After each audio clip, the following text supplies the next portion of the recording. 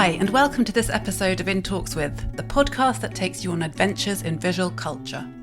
I'm your host, Danielle, and in this episode, my guest is the artist Shezad Dawood. Calling himself medium-agnostic, London-based British-Pakistani Shezad interweaves stories, realities, and symbolism to create richly layered artworks spanning painting, textiles, sculpture, film, and digital media, and much more. Shezad currently has a solo exhibition of ambitious new work, which is called Night in the Garden of Love at Wiels Gallery in Brussels, which runs until the 13th of August 2023.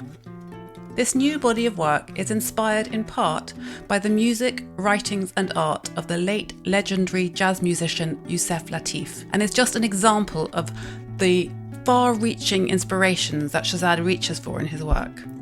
Ahead of the exhibition, a few weeks ago, I visited his studio in Hackney, where he very kindly talked me through the upcoming exhibition, his remarkable textile collection. There are just rolls and rolls of vintage fabrics stacked in cupboards on the walls of his studio, his collaboration with the British fashion designer Priya Ahluwalia, his thoughts on NFTs, and his passion for marine ecology and preservation and how he's working to support that.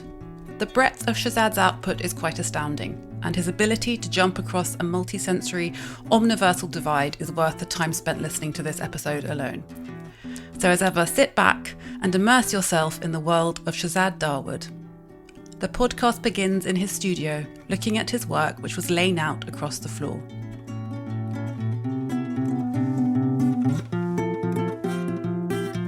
So hi Shezad. Hi Danielle.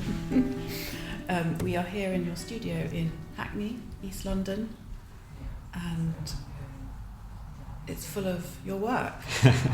Yeah, all of these works that you see laid out on the floor.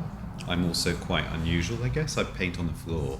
I like to sort of work on the floor because then when the work lifts up, it sort of does something kind of, you suddenly see the depth of it. But if you can get it right on the floor, it's so much harder. So it's like a challenge. A sort of Jackson Pollock situation. And I should, so these pieces are all for a big exhibition that you have opening in next month? Yes, these are all for the show Night in the Garden of Love at Wiels, which opens on the 16th of May. And in Brussels. In Brussels. And these will all be suspended, these painted textiles, tapestries, call them what you will. They'll all be suspended from specially treated bamboo rods that we've prepared. And each of them, they're like a spectrum of plant forms that move from the sort of abstract to the more figurative and almost sort of convey this idea of the garden. As you enter the show, they'll be literally, I really wanted this idea that you could walk around them and they almost sort of dictate how you move around the garden. So it becomes just just a hint of a sort of maze that the audiences can kind of really enjoy. I really like thinking about how people engage with work and move around it and how the work actually sets the conditions for people to walk around. So, okay, there's a lot to unpick here. So first of all, the title of the exhibition and the theme, do you want to talk a bit about that? Yeah. Why gardens, plants?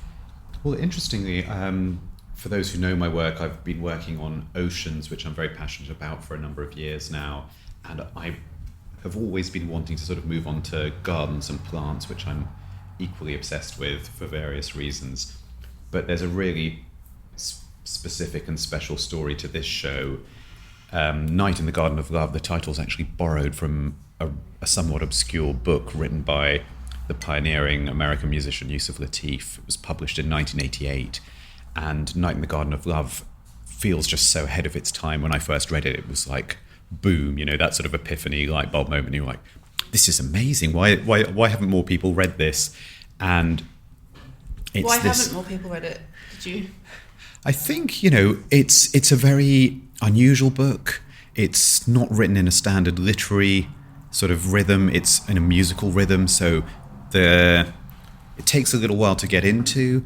And again, it was kind of really ahead of its time. I mean, it's all about... Still in print? They've just released a second edition of it, but it's all about sort of ecology and sci-fi, which has become the whole sci-fi thing has become really big in recent years. But this is 1988 you're talking, it's got this central figure, the mutant, who sort of dances through the novella and leads this elderly couple through a sort of, urban, post-urban Detroit, through a sort of recycling complex and into the Garden of Love, which becomes this sort of almost transformational spiritual space.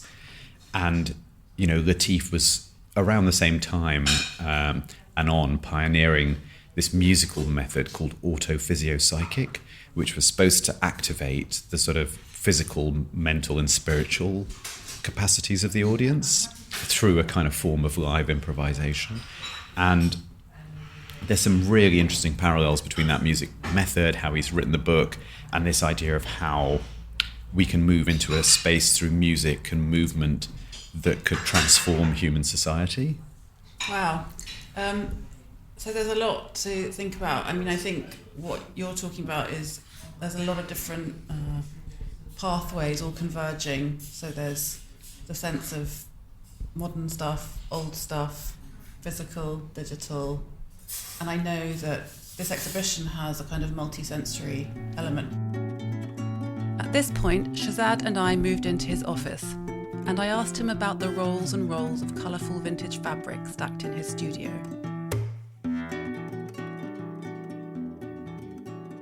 Yes, I mean, I actually come from probably 10 generations of textile merchants, from South Asia. And I suppose it was always an unusual one in that my sort of family were sort of slightly horrified at me going off to art school. And yet, my studio these days doesn't look that different from When did you grow up?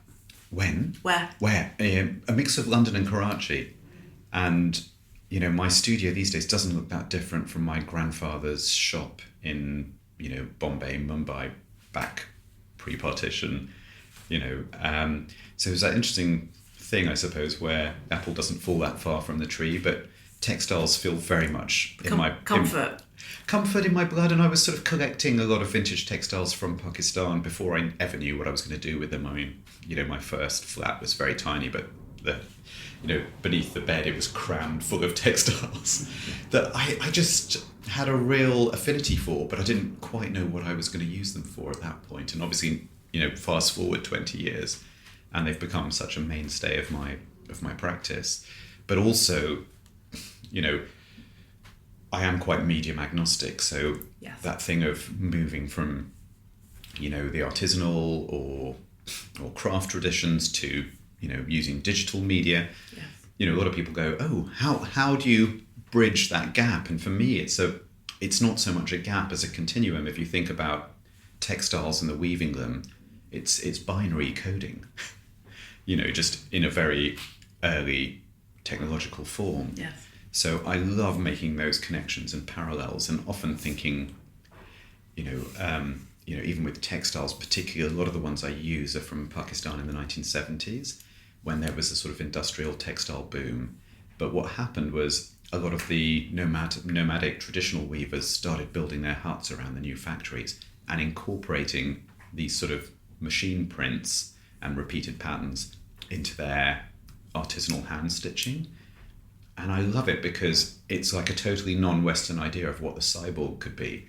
In the West, we always have these sort of robotic ideas, and yet there you've got the machine and the hand meeting in this very particular, almost culturally specific way, but it's still just as vital. Yeah, that's really interesting. And I think it's interesting, this idea of using fabrics in new and pioneering ways, giving them a new life. Do you still collect fabrics, and do you still hunt for them? Is it almost like a hobby where you go to places just because there's a fabric? I do, or if I'm somewhere preparing a show or doing research, I'm often, stealing a morning or an afternoon to go fabric hunting. Yeah, and I understand the fashion designer Priya Ahluwalia has been using some of these fabrics as part of the show at Wiels. Yes, and it's actually going to be our second collaboration. We did a project together for Freeze Live in 2019, and I think we both got so much from it. There was a real desire on both sides to collaborate again, and it's been great to work with Priya again, because I think she's just, brilliant. I love what she does. And also there's, I suppose, an ethical connection between us in terms of her use of upcycled fabrics, to reduce the sort of, environmental impacts. And so we did repeat what we did last time, where she and her team came to the studio and were looking at some of the offcuts from my paintings and, incorporating those into the costumes she would make. Fantastic. And there's going to be a dance performance or a performer wearing the costumes as part of the show, is that right? Yeah. I mean, there's a lot, as you said, it's quite a multi-sensory and, multimedia doesn't quite do justice to the kind of scope of what we're planning for Wiels. But I worked with a choreographer, dancer, and we developed a new choreography to basically bring the mutant character from Lateef's novella to life.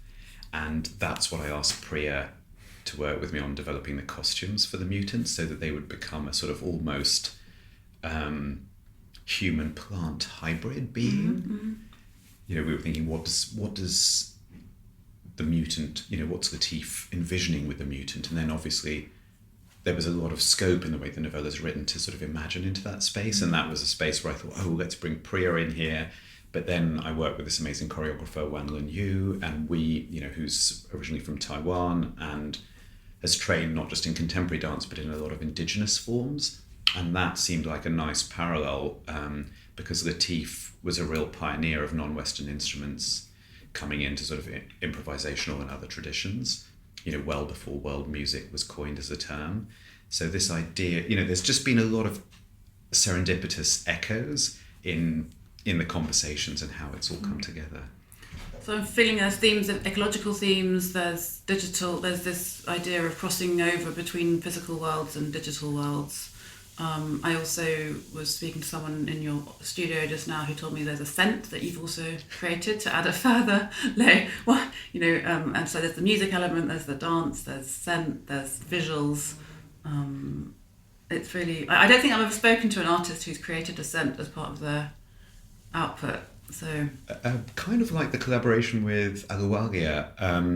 The scent, it's a boutique perfume label between New York and Paris called Iconofly, that's run by my friend Olivia Fronsborg, and she'd approached me about making the scent for a new film commission of mine for a show that I did in Brooklyn back in 2015. And so we've worked together once before. And it was just, I suppose at a certain point in the development of the project for Wiels, it was like, there's something missing. Not that we weren't doing, so much already, but I'm quite sort of obsessive about details, and I really want the experience of an exhibition to be as generous and immersive as possible for the audience. And I was just like, we need a scent for this.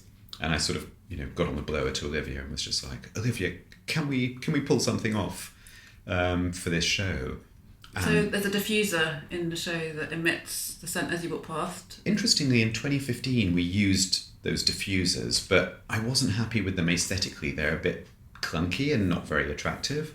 So I was thinking about how could we do something that felt more within the logic of the different media at play in the show, but that was also, that would become more of a sort of artwork. And it turns out that if a ceramic is porous enough, it can act as a diffuser.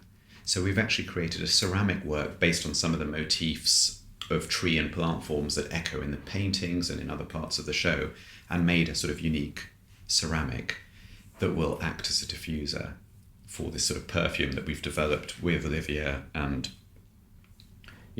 I didn't know this before I did my first perfume, but there's about 4 or 5 perfume labs globally, roughly, that do a lot of the, between them, they do almost all the sort of brand name perfumes.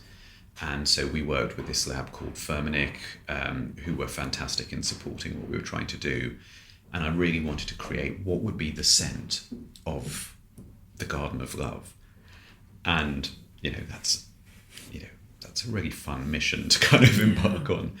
And interestingly, one part of the show will have these digital seed banks where I've basically, worked around the clock with a team of coders to come up with our own sort of program app to auto-generate digital plant forms based on improvised music. And we actually, in January, I was able to be out in New Jersey recording at Bill Laswell's studio with 8 of Lateef's former collaborators and students to literally stage a 2-hour auto-physio-psychic composition. Auto-physio-psychic. So that was his method that I was talking about before, yes. This idea of this improv method that would stimulate in the listener, but also in the performers, a kind of heightened physical, mental, spiritual experience. So, I'd always read about this and, I can hear it on the albums, but I was, deathly curious to actually to stage it and be in the middle of it. And that was just the most fantastic thing, because I've spent probably the best part of 7 years researching and developing this project, trying to sort of understand, the complexity of Lateef's method, how he worked. I've been in dialogue with his estate, his widow, many of his collaborators, just to try and get it, to really get it. So I wasn't going to, respond to it superficially. I really wanted to do a deep dive. And, I remember just having goosebumps in that session, because, the build up to get there was just, and then to you actually... felt like you'd hit the mark. Not me, the musicians, if I'm honest, yes. But, somehow... sometimes as an artist, you're just this sort of crazy master of ceremonies. And then when something that you've been sort of dreaming or speculating around actually happens, it's, that's where the magic in the room becomes really palpable. And, that was, it was just amazing. It was really like, that's when you just feel the project's been worthwhile, and all the time and work has led you somewhere that you couldn't have predicted. It's that sort of unpredictability of art making that I think, when it's making you have goosebumps, you can feel like, okay, this is doing justice to the audience as well. And maybe there's some sense of that auto-physio-psychic takeaway for visitors to the exhibition, that hopefully they'll leave with a sort of frisson of that sort of expanded consciousness mind. Yeah, it's really, really exciting and feels very new frontiers. I should say that there's a bit of banging and building work going on outside the studio. It's just part of the joys of living and working in Hackney. It certainly goes with the territory. Hackney sounds. And just to return to your previous question, so, we got together 8 of Lateef's former colleagues and students for this session. And I was really interested in, given the time that was spent on this, that was just allowing the different aspects of the show to mirror each other, echo each other. So with the perfume, we set out to have 8 plant notes to mirror the 8 musicians. And, in this sort of bonkers way where the sort of the organic, or the analog moves into the digital, working with Firmenich and, this amazing perfumer, Nicolas Bonneville, who I've worked with on actually the previous scent I did as well. I gave him the task of coming up with a scent based on 8 plant forms that were a mix of ones that Lateef refers to in the novella, that had come up in conversation with some of his colleagues about what plants had inspired him to think about composition, and obviously some plants that fascinate me. Like I love the Queen of the Night, or Frangipane, because it only flowers at night, and I like this idea about day and night, and obviously Night in the Garden of Love from the title. So there were sort of 8 scents, and interestingly, these big perfume labs have thousands of scents in their databases, and they had 7 of the 8, but the 8th one, which was a lion's foot plant, they didn't have, or were struggling to get. But it turns out they now have an AI scent generator. So Nicolas said, could you give me some description of how you imagine the scent of a lion's foot plant? And so the final perfume is 7 naturally occurring scents distilled from the 7 plants, and an 8th, which is AI generated. Oh, how fascinating. So I get the sense you're quite involved, or at least very interested in the possibilities of, well, certainly the digital world and maybe AI as well. And you've done a project earlier this year, which was an NFT focusing, adding don't know what it said. Expanded NFTs. I don't know what an expanded NFT is, but that was you can explain. But I think I was interested in what it is about. If it's just a natural curiosity that's taking you there, or whether you see it as part of a wider movement, as a kind of shift towards where art is going. I suppose I could answer that in a number of ways. You know, I sort of pioneered working in VR quite early, but I think what interested me about the space, or actually at first it didn't interest me when it first kicked off. I think we had loads of NFT platforms getting in touch with the studio and wanting to collaborate, and I obviously had tons After you launched the project with, is it Zine. I wasn't sure if it was Zine. No, sort of probably from two or more years ago, we've had loads of people sort of wanting me to do NFT projects with them just because it's a trend, or because you've had that connection. I think because I've been an early adopter with VR, and because they assumed as I do have thousands of digital assets from all the projects and even, you know, from projects that haven't manifested, things we've experimented with. But I just felt like the space was too early, and I wanted to just wait and see.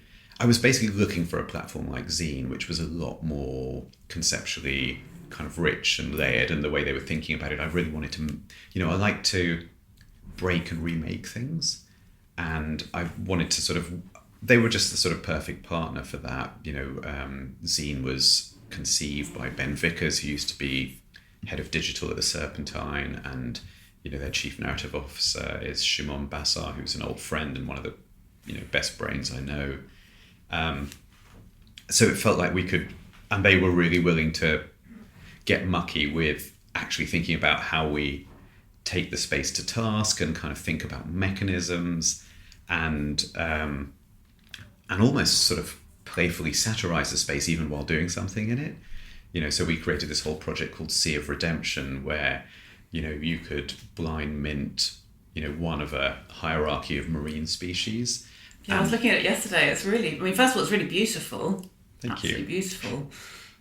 And you can still buy the NFTs. Yeah, mint them. There's 700 of 1009 are minted already. And, you know, there's a sort of secondary mechanism where if you collect whole sets of species, like the right grouping, you can actually burn your carefully collected set to get an ultra rare special or super special NFT. So it was encouraging this, you know, a sort of collecting, you know, collectible gaming framework. Yes. You know, where you're messing with the whole terms of value, because obviously people are desperately trying to collect the right species to make up a set to burn for a super special, but then once they burn those, we destroy them, so actually the supply gets reduced. So there's a real play on the conditions of supply and demand that go with, you know, with inciting it, you know, that sort of need to collect or to acquire. Yes. Yeah. And then playing with value. So it really works in that way. It really drives. I mean, it's worked far better than I think any of us anticipated. And, you know, as I say, you know, 700 of 1009 have been minted, but actually so many have been burnt recently. We need to re-update that, because actually the supply is probably down. The overall supply is reduced by about 200 to 300. Yeah. And people. And do you know anything about the people who were purchasing? Or was it kind of people who were already au fait with that whole world, or was it people did you bring in new? I think it's a bit of both, yeah. But what's been really nice is to kind of make some really meaningful connections with collectors in the digital space who might not be trad art collectors, and, you know, and have some really new sets of conversations and new collectors for the work, and people that, you know, particularly when they've burnt for a special or a super special, a lot of them have wanted to be in touch to discuss what they should go for and my rationale between the different specials and super specials. And the expanded thing is that every single NFT can be redeemed for a physical artwork. Okay. So from low down on the scale, most of the species up to a certain point you can redeem for these beautiful Pokemon trading card style cards we've done that I've sort of designed with Fraser Muggeridge Studio. And then further up you can redeem things for special limited collectible figures that I've designed. So a lot of fun was had, and then obviously it does connect to my passion around marine ecology and marine environments, which I'm always trying to sort of support. So can you just explain a bit about how that passion comes through in that work?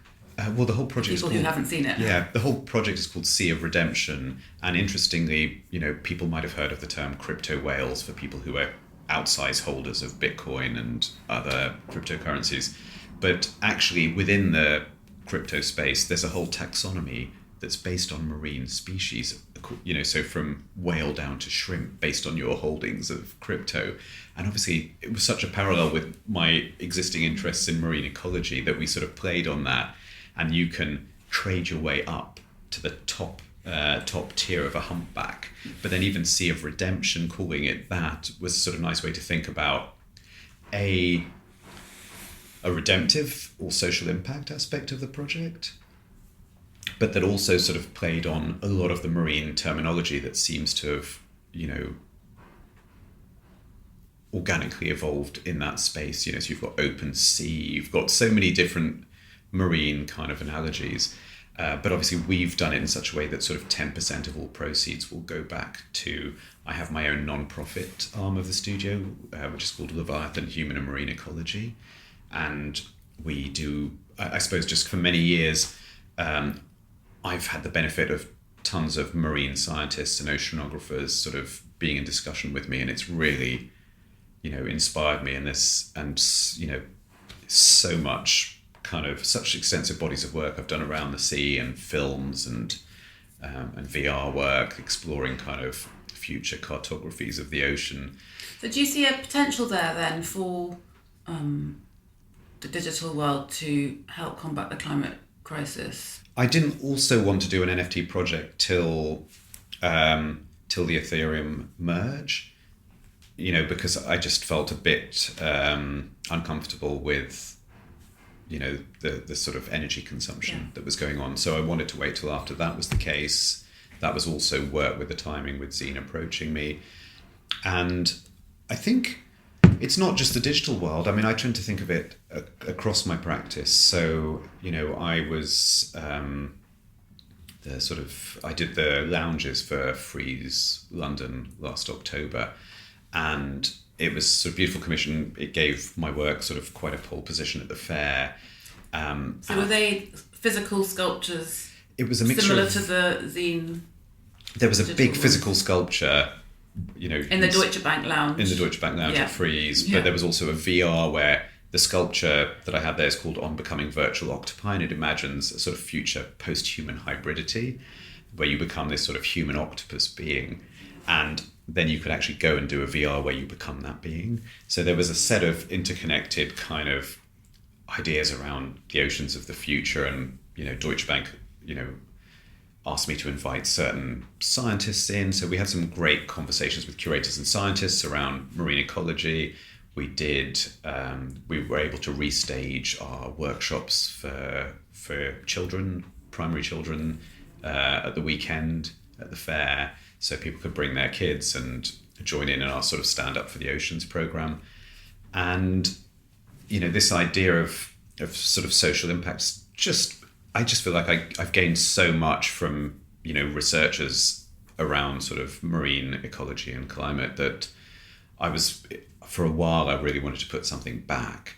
So, we've been able to, not just through digital means, but in the last year, we've funded 2 doctoral students at the Australian Institute of Marine Science working on coral preservation. And we're hoping to launch a new program with the Marine Institute in the UK, looking at sort of best practice around nature-based solutions to sea level rise and adaptation. And obviously, with the Zine project, 10% of all proceeds will go into that non-profit, and we're looking at other programs and how to extend that with other partners. It's really encouraging. Do you want to know, by the way, I asked ChatGPT what to ask you for a question for you. Do you want to know what it said? Sure. It said, what inspired you to explore themes of identity, migration and globalization in your art? And how do you hope your work contributes to the ongoing conversation around these issues? Quite Quite a good question. Yeah. Quite a lot to have to answer in one go. It's quite a lot, but, I enjoy chatting with GPT-4 as well. What's interesting, I think if you can step away from the sort of binary idea that it's, I think people sort of lurch towards the sort of Terminator scenario. Yes. But I think that's, I do wonder sometimes as a species whether humans, we love a good dystopian framework. I mean, if you just look at the sort of offerings on Netflix... 100%, and that was ever thus. It was ever thus, it's been that way since the time of Christ, millenarian and apocalyptic cults are no stranger to humanity.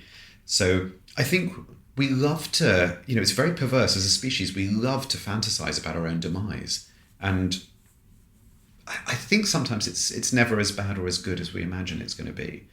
And often, one of my counters to people sort of freaking out about the AI takeover is, I don't know if you read James Lovelock's Novacene that he published in the year of his 100th birthday.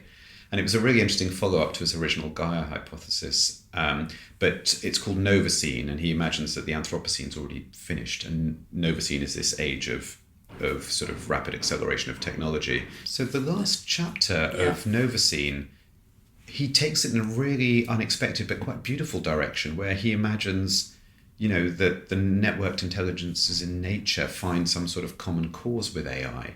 And you have this sort of techno-nature where you have, trees that are sort of cybernetic. And actually, between the AI and nature's own intelligence, the world is renewed in a sort of way that we can't fathom, because obviously to these new intelligences, they view us in the way we view a domestic cat. So I think some of the fear is perhaps of our obsolescence, but maybe it's not in some drastic, Skynet, sort of vaporizing humans from above. But I think it's more that we maybe have more or less to offer than we think. Yeah, no, it's a really interesting thought. So let's move away from the AI VR chat. Although I am going to try the VR headset hopefully in a moment. So the exhibition coming up, how long is it running? It's till August, so about three months. How are you feeling are you excited? Do you get nervous before an exhibition? No, I kind of love what I do. I mean, there's, it's always hard work, so you're pulling long hours in the run up to an exhibition, especially one as complex as this. Particularly these. Do you work with a lot of assistants and have a team? We're a small team, and I like it that way because it's, I think you're always just trying to avoid shifting from being an artist into becoming a manager. Yeah. Which don't want to do, but we do have a number of really great freelancers in different fields that we collaborate with on it, specific to each project. So, we have a really nice set of people we can draw on. When are you shipping out? Because it looks like you're still finished working on stuff. Last touches on the painted textiles. They ship out on Tuesday, and the VR's pretty much finished. Last couple of tweaks. The sort of AI generated seed banks, that's going to be to the wire because it was just so complex. Wow. So I'm pulling about 3 hours with coders on that daily. Wow. What is the VR experience? The VR experience, which is sort of one of the central elements of the show, I basically developed a script based on Lateef's novella, but obviously shrinking it down. So I've used 3 key scenes from the novella to sort of almost take viewers on a journey, to the Garden of Love, and that's where I think VR interests me. That where you're thinking about embodiment, disembodiment, and I've always been really obsessed with ideas around consciousness. So maybe that's also why I'm not as frightened of technology as some people. I think if you look at sort of early Vedic or Buddhist ideas of reality, quote unquote reality, I think we're over-invested in what we take to be reality anyway. And, there's all those sort of poetic and other dimensions that, I think we get to in our quiet moments. This isn't the only consciousness Exactly. So I feel that technology is potentially useful as a bridge to some of that sort of heightened consciousness, if it's just approached in the right way and with a certain amount of depth and integrity that... you can take people on journeys, particularly like this one. I really wanted to sort of think there was something so beautiful for me in the novella, this idea that we could arrive together in the garden. And what is that, how the image or the iconography of the garden exists in so many cultures, whether it's Capability Brown or, the Alhambra in Granada, this idea of the garden as a space, that's transformed through human agency into something that lifts our sensations. It's something, we've been doing in terms of managing nature for hundreds of years. So I think for me, it seemed a logical step to sort of think how we could continue that through technology. It's not that any of all of those instances are technologically based. So, it's like, let's all calm down. There's actually a very natural rhythm to all of this. And perhaps rather than freaking out, we can go back to something that reveals ourselves to ourselves in a more sort of poetic or beautiful way. Yeah, that's really nice. Well, I'm looking forward to trying the VR. And beyond this big exhibition, are you thinking beyond that and what you're doing next? Or is it all just focusing on the immediate? You've always got one eye on, on what you'll do next, because obviously you're always learning. What's left for you to do? You've done so many. You've tried. Is there a new medium or a new collaboration? I think, in this VR is new for us because it's the first 2-player VR I've done. Before, they've always been single player, and I was really interested in... What does that mean? It means 2 people can do it at the same time and be aware and see each other in the experience. So it becomes a shared journey. And that was quite interesting to me because, going back to the novella, there's this idea of this elderly couple who are led by the mutant into the Garden of Love, and almost a sort of renewal, not just of their love for each other, but of their love for all that is.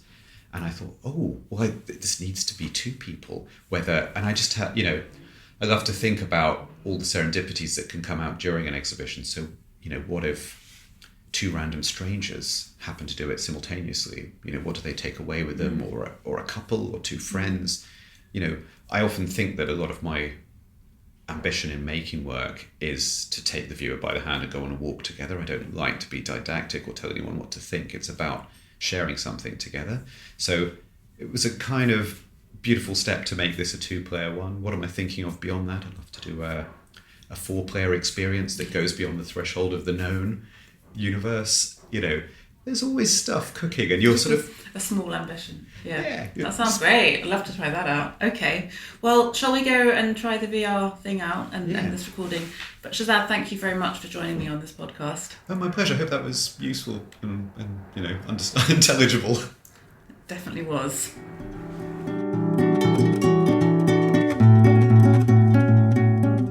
You've been listening to In Talks with me, Danielle Redoitjen. The sound and theme music is by Woogie Productions, and the artwork is by Patrick Wall. If you enjoyed this episode, please pass it on to someone who you think might also like it. Please subscribe and leave a review. To pitch for guest ideas, you can DM me via my socials at Danielle Redoitjen. Thanks for listening.